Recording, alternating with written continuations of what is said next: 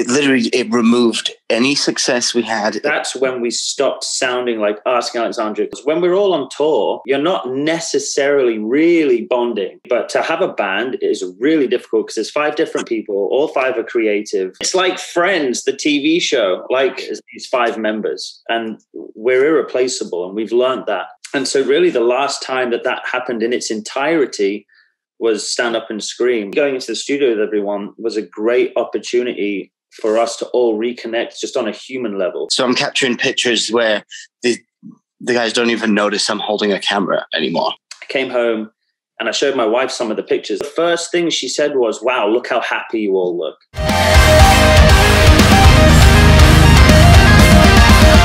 So first of all, thank you for taking the time. Nice to see you both. Oh, thank you. So I would say we start.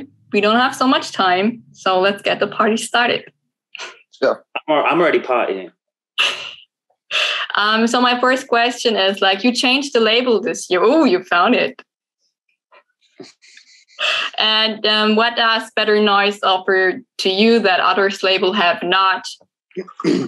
Honestly, I think I can speak for all of us when I say that we've always tried really hard to be as international as possible, and we've gained quite a large following internationally, but we've never really had international teams in place to help us get to those countries and those fans and grow in those areas. And so after speaking to Better Noise initially, something that was really, really exciting to us right out of the gates was their presence that they have in Europe, in Asia, in Australia.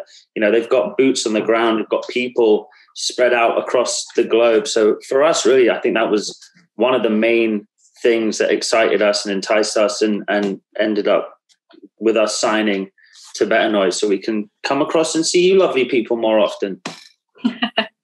That's nice. So you said in some interviews you want to go back to the UK more, to your roots.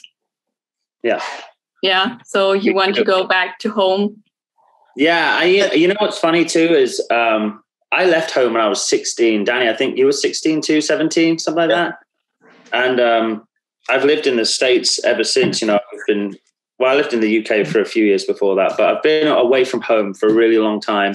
And I think now more than ever, especially with what's happened in the world, being away from family and friends and stuff over in the UK, you kind of realize that, oh man, my mom and dad and sister, they're all growing up and getting older without me. So obviously I want to go back to the UK and Europe and stuff for tours and stuff, but I really want to just spend more time over there anyway, with family and friends. And so it's definitely something we're looking to do a lot more of. Yeah, to be more at home. So I wish you good luck with that. I hope you have a nice time with them. Me too. Yeah. Can imagine. I mean, after so many years on the same label and now the first change after such a long while, this will be exciting. I'm excited. I've had too many cups of coffee this morning. I'm all jittery. Yeah. Cheers. This is my first one. I'm looking forward to it so much. This is coffee number 3 for me. Number 3. What time is it at your place right now? 10:30 in the morning. Oh, yeah. Okay, good. Well, then understandable. Yeah, I need it. It's needed. Yeah, for sure. Danny, I have a question for you. Shoot. Well, you guys, you made the Instagram videos about the new album. And in your perspective, you said, or you talked about the production of the album. So what is so special about the production? I think the most special thing about the production is that we didn't do anything special. The lack of production. Yeah. We made a point of wanting to go back to our roots with this record, go back to the beginning, go back to the music that we fell in love with, go back to the music that kind of started our journey and that we all, it was really the beginning for us. So it's, which, you know, ultimately when you break it down and put it in its simplest forms, it's just big rock songs. Yeah. So it's, we grew up loving the rock giants of the late 60s and 70s and 80s. So it was an opportunity to take it back there. And I think as great as it is to have all these digital tools, as great as it is for creation, because you have access to so many sounds, so many different instruments, all from your laptop. As great as that is, I think it can sometimes sterilize the soul in whatever it is you're trying to write. So we wanted to capture the most honest and most us feeling record we could. And the best way to do that is for us to be the only people there. So we don't have any computer things. We don't have any programming. We don't have any MIDI stuff. We don't have any computer instruments. We don't have any of that. We played things that were instruments invented and built in the studio for us to create sounds that we couldn't make with guitars or drums. We did. Our engineer invented an instrument in the studio. It's insane. He disappeared, didn't he, Danny? For like an afternoon, he was in a shed woodworking away, and he made an electric, I don't even know what instrument it was. Can't remember the name of it. It's an instrument, in the beginning of Crazy Train by Ozzy Osbourne, you hear the rattle. We made an electric one of those, and we were able to plug it into like guitar pedals and stuff and come up with all these crazy sounds. It was pretty wild. Okay, so all of the weird sounds and stuff on there, we created ourselves by hand, organically and analog, without just telling a computer to do it. And with the exception of the strings, which we brought in orchestral players to play, everything on that record is us. And production-wise, that was a really big part of us taking it back to our roots and back to the music that made us fall in love with music, in that we just got in a room and made a record how they would. Yeah. So in the end, you would say that the sound is more organic and the sound of the band has not changed. It's just more organic, or? No, it's changed too, definitely. It's changed with each and every record, I think. Yeah, we always make a point of moving forwards and looking forwards all the time. I don't know if it's a thing, but we refuse to get bored of playing the same thing over and over, or if it's maybe our just something within our creative selves where it's we don't ever want to create the same thing twice because we want to keep pushing ourselves. It could be maybe a mixture of both, but ultimately it comes down to we want to do something new every time. We want to see what we're capable of. And every time we go into the studio, we go in as kind of a different versions of ourselves, a little more evolved. We're a couple of years older every time. So we've learned more about ourselves. We've learned more about our instruments, about our tastes, and we want our music to reflect that, because I think the most important thing that we've always done, and I think the most important thing any musician can do, is every time we go in to make an album, we go and make the album that we don't have right now that we would love to have as fans of music. Yeah. So I would like to have an example for the fans because they had not the chance to listen to the album yet. So can you give me a song, or what song on the album reflects your new production style the best? I always lean towards there's two songs that they may not be my favorite songs. I'm not sure. It's hard to pick a favorite, but there's two songs I always lean towards on this record just because they're so vastly different, but I feel like they paint a really good overall picture of this record. And I always lean towards See What's on the Inside and Fame. I just think they're both sonically huge songs. They're really interesting to listen to, very different ends of the spectrum. But for me, those two songs, they capture a lot of what See What's on the Inside has to offer. See, I got asked a similar question to this a couple days ago, and I had to actually stop and think about it for a while.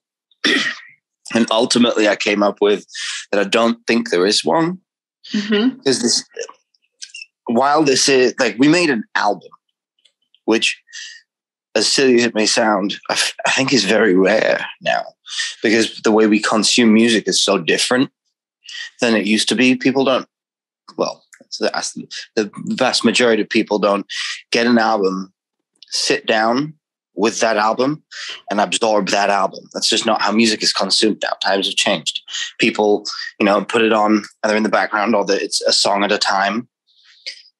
So there isn't really a focus on albums like there used to be. And we sat and we made an album. Yeah. And with that, every single song, as cohesive as they sound and as together they sound, every song is so different and has such a vastly different tonal personality. Yeah, I don't think there's one song that could represent all of them. It's like Friends, the TV show. Like, if you got rid of everyone's like, oh, who's your favorite? And everyone always goes, oh, and then you think about it and you're like, oh, well, if you take away, they were all so different, but if you took any single one of those characters away, it wouldn't be Friends. And they tried it, they made spin-off shows with Joey, and it's not the same when you don't have that whole cast, that whole picture isn't painted, and therefore you can't enjoy it for what it is. And I feel like, as funny as that sounds, that's how this record is. Every single song is needed for this record to be its full entire self. Yeah, they all stand on their own very well. So the way media is consumed most of the time, if people just look at the album and click any random song, it's going to be a great song. But 2, 3, 4 people who all do that and pick different songs and haven't heard anything else from the album are going to have completely different impressions of what this album is. Yeah, because all the songs are so unique and have their own thing. 100%. Yeah. Yeah, I agree with you guys. That's actually, you make an album to say, okay, listen to the whole album, take your time and enjoy it. Yeah. And then you can say, hey, do you like it? Is there a special one? What is so, interesting about that? Yeah. What part of that journey did you enjoy the most? Yeah. Yeah, that's for sure. So thank you for this nice answer, guys. Of course. I have a next question for you. Maybe, Ben, you can give me an answer. That's also on the Instagram video from Danny. He said you stopped to sound like Asking Alexandria. So can you tell me when and why you did stop to sound like Asking Alexandria? I think it's a much simpler reason and answer for that than even we had realized up until recently. And I think when you're in the thick of it, and, when we did our debut album, we were 5 kids, we became best friends. We were just super excited about creating and making music together. We had no expectations, no knowledge of anything. We were just doing it for the sheer love of doing it. Yeah. And then as we got bigger and more people got involved, you start getting pushed in directions and pulled in directions, and you start getting slotted into this machine. And it's like, okay, we need a record. Now you need to tour. We need another record, tour, another record, tour. And there's no stopping. And so somewhere along the way, it just became easier to sort of take a step back, and I would create songs and then share them with the guys, and they would put their bits on top of it. So, I think that's when we stopped sounding like Asking Alexandria, because to me, Asking Alexandria is these 5 members, and we're irreplaceable, and we've learned that over the years. Every single one of the members of this band adds something. They add an element that makes the whole process magic. And when you take people out of the equation and remove them, and maybe they're inserting less of themselves into it, you lose little bits of what makes Asking Alexandria so special. And so really the last time that happened in its entirety was Stand Up and Scream back in 2008 was when we recorded it. And, I think we realized that with this album. And so that's why, this is the first time in 10, 11 years or something, all 5 of us went to a studio together, locked the world out, and we created something from scratch together. And that's where I think we lost who Asking Alexandria was. That there just wasn't enough of all of us in there. There were bits of us. So obviously Asking Alexandria was still in there. It was still our creation, but we were doing it wrong. Yeah. Okay, before we talk about your house that you went to, I have a question, or still a question to the sound. I mean, how did you get back to sounding like Asking Alexandria? What was the total reason? Well, no, I think it's the same as what Ben said. The only thing that was lacking, it wasn't a stylistic thing that we lost. It wasn't a sound necessarily. It was the feel. Yeah. So it wasn't. This isn't a regular USB cable. My phone's slowly down. It wasn't anything to change other than we had to be back together. Yeah, that was the problem and the solution. It was not Ben writing music, sending it to me, sending it to James. James will go in and record some drums that we mix with program drums, and then we have like some program bass and some of Sam's bass parts, and then Ben plays Cameron's parts, and then a month later I'll come in and write some vocals over what they've already finished, and then send it to them and see what they think. And then people have notes, but now it's too late because we've already done it. I'm on the other end of the country, and it was a little disjointed. Yeah. Yeah. And then so the way to bring that back was, cool, let's all go together. Mm-hmm. Let's take the computer out of the equation. If we want to make a sound, we have to figure out a way to make it. Okay, then let's stick to this topic and have the next question. Do you think you will keep it up for the next albums to come together in a house and do this again? 100%. We already made the conscious decision after this.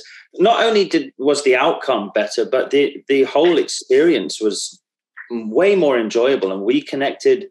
It's hard to keep any relationship going, whether it's a one-on-one relationship or like a marriage or family, but to have a band is really difficult because there's 5 different people, all 5 are creative, and obviously there's management and labels and all kinds of things, and keeping everyone happy is really difficult. And I think what I found going back into the studio together was when we're all on tour and we're doing the thing together, you're not necessarily really bonding. You're there doing something together, but there's a regimen, there's a schedule. You're doing something that you have to do, and it's like bang, bang, bang.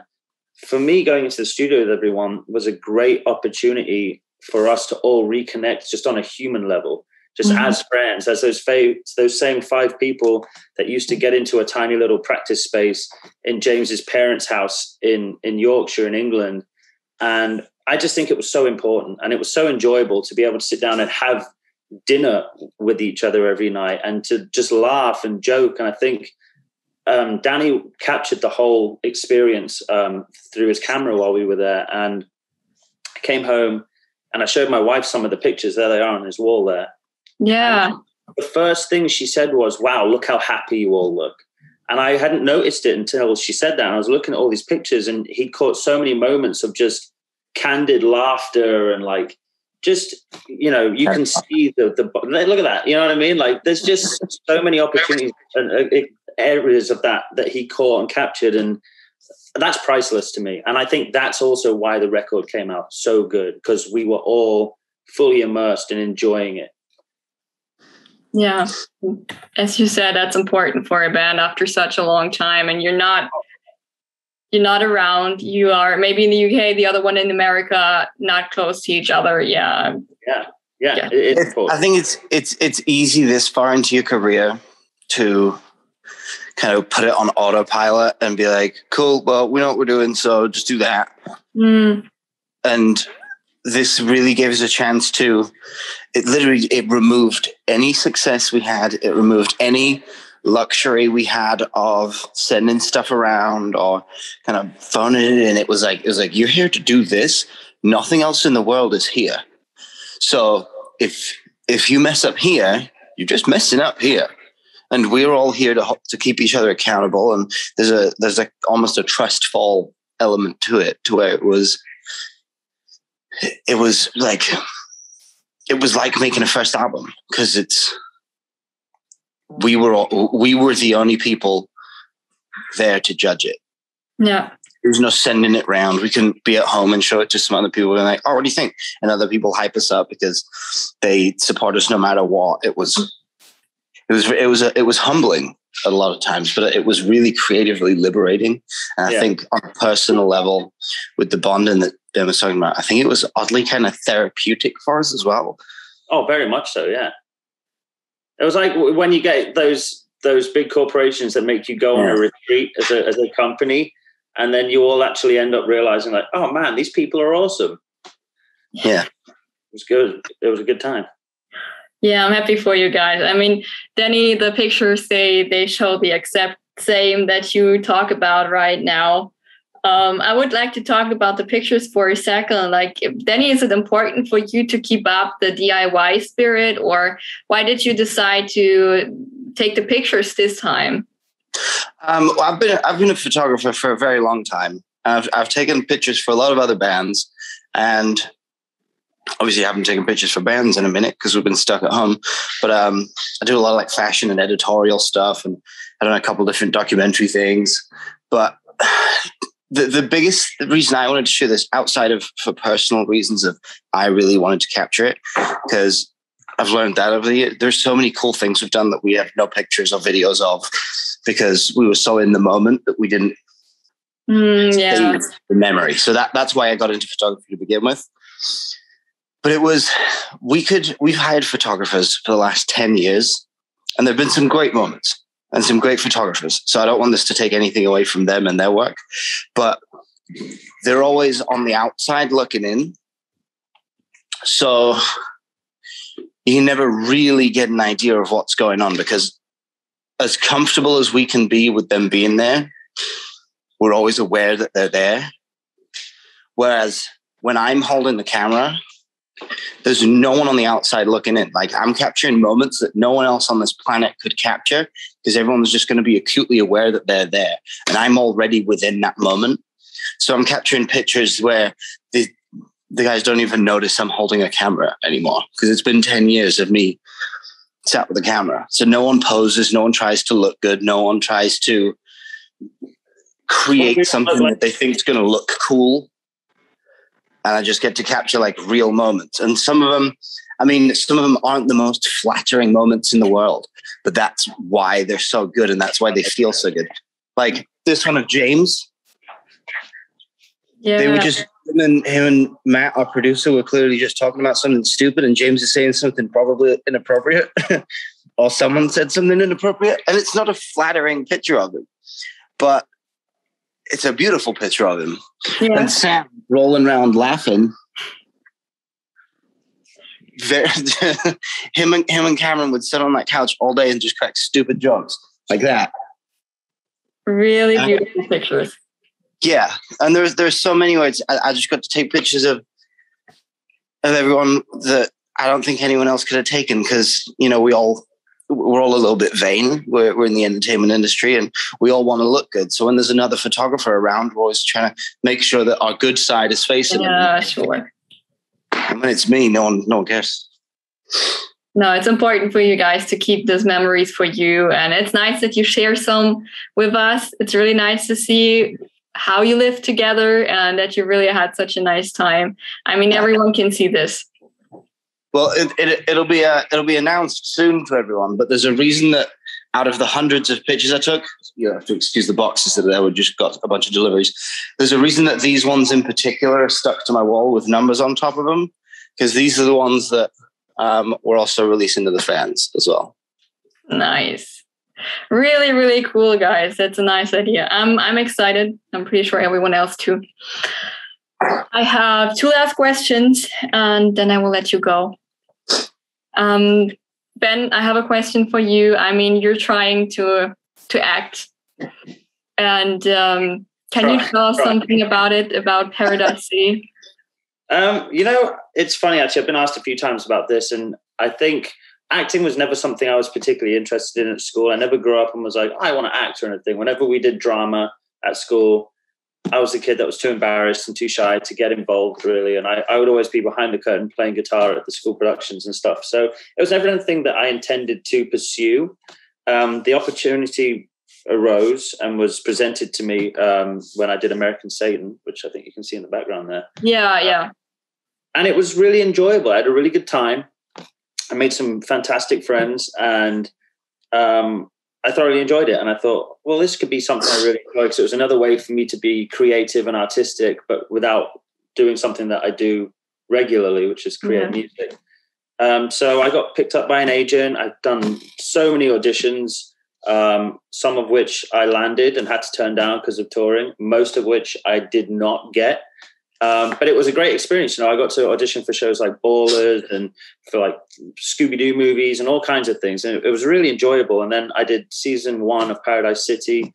Again, I had a great time and I made great friends, and it was such a cool experience. But what this time off has allowed me to sort of sit back and realize is I've spent, for the first time ever, I've had time off to spend with my kids and my wife, and I've enjoyed it so much that I've kind of made the decision that I don't want to be taken away from my family any more than I have to be already. So for me, my priorities will always lie with my wife and kids, and then asking Alexandria. And so things like acting and side projects, all this stuff just takes me away from either one of these two things. And it's just something that I'm not really interested in pursuing at this point in my life, honestly. And that's not to say if something incredible pops up, I might think about it and be like, oh, well, maybe this could be worth it. That sounds fun. But I'm not actively pursuing it anymore, because if I'm gone away from my family, it's to do asking and to do it to the best of my abilities and be the best I can. And then I want to be home. And that's it, really. Yeah, I mean, I saw your videos with your little kids. That's so sweet. It's the best. Yeah, I mean, after the pandemic, you had, I guess, enough time to realize how important it is to stay with the family and see the little kids growing. Now that they're older, when they were super young, they didn't really know. But now they beg me not to go to work. They're like, oh, and then when I'm away, they're calling me, they're FaceTiming me, or they're calling me from Alexa, and they're like, are you coming home today? And I'm like, damn, this sucks. This is hard. Yeah, I guess so. Okay, so the last question for you guys. It's a little bit about the future. So your album will be out the 1st of October. So it's not long until Halloween. Have you already thought about what costumes you will wear? Ben hates Halloween. I hate Halloween. Halloween's my birthday.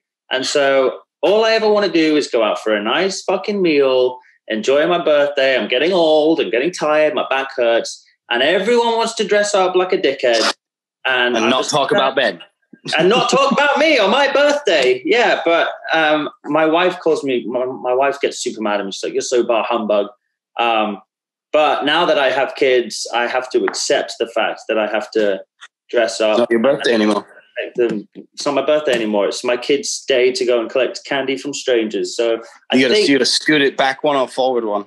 Yeah, my birthday is now October 30th from here on out instead of October 31st. I think we're going to go as The Incredibles this year, because that's what my kids want to go as. So that will probably change, and I'll probably end up a dog from Paw Patrol. But for now, they want to go as The Incredibles. That's a nice idea. Danny, you have any last words? I don't like Halloween either, but it's not because it's my birthday. I'm devoutly, it's Ben's birthday, and I refuse to celebrate Halloween. I'll only celebrate Ben's birthday. Yeah, he's the only. It's nothing to do with me being a miserable grouch. No, who hates holidays and big supporter of my birthday, Danny. Yep. Ben, so I wish you a happy birthday. Then have a nice day with your kids. Thank you.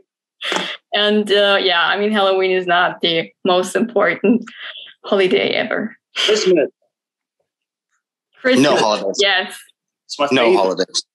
I love ban Christmas. holidays. Outlaw holidays. Christmas. Yes, I'm Team Ben. One of my neighbors, me and my wife sat outside on our back porch.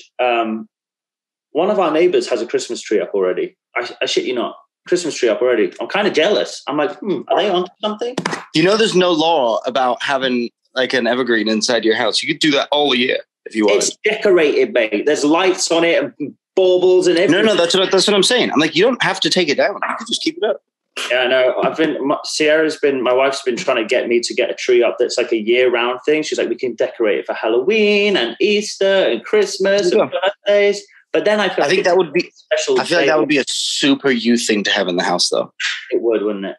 Okay, guys, I don't want to let you go, but I'm pretty sure you have to go and have some other appointments. You're in trouble. They're talking too much. It was really nice to talk to you. And I hope I will see you next year? Yes. Probably. Hopefully. Yeah. In a normal life. I wish you a nice day. I mean, you're in the beginning of the day. Yeah, you too. I hope you have a nice day. Thank you so much for talking to us. Yeah, thank you. I had so much fun. Bye-bye. Bye-bye. Bye-bye, guys.